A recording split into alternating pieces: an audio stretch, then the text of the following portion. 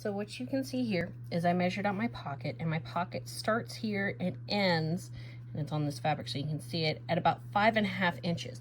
I've gone ahead and cut out a pocket that is at least 6 inches wide and double the length I need to do, because I'm going to essentially fold it up and I'm going to sew it. But what I'm going to do first is sew this edge in, and keep in mind I need to double fold this over first so I can keep these seams intact, because I'm not going to have access once I sew up these sides. So I'm going to do that on both of these before my next step.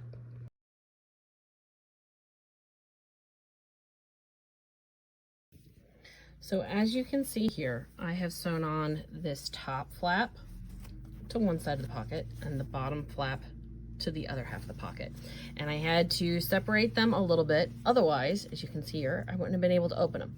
Now, obviously I'm doing this in white fabric. It is on the inside. No one is really going to see it here. I'm doing it more for demonstration purposes. But for a garment like this, I would try to do a black thread, mainly because, again, you don't want it to be visible from the outside. How I'm doing this, nothing is visible, so it's not that big of a deal. But that is something you want to keep in mind. That is also why I'm doing a light blue fabric. It's easier for everyone to see. But again, I would probably do a black, so it's a little bit more hidden, or something with a pattern that makes you happy. So the final step I'll need to do to really finish this pocket up is take it, line up my sides, make them nice and square, and sew down here. Now, as you can see, I haven't finished these edge. This is where maybe I could do the double fold like I did up here, or I could come over here, do a zigzag, or I could do some sort of overcast stitch, so that way when I'm finishing up this seam, I'm also finishing up these sides.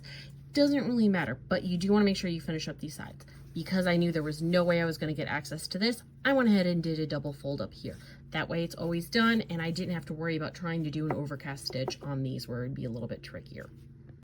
As you can see here, I've done an overcast stitch on this edge, and of course I did a separate seam. Again, this is to finish the raw edges to make sure they don't come unfurled. This is actually what seams it. The more that you give some separation between these two, the stronger this seam will be, because it's not double functioning.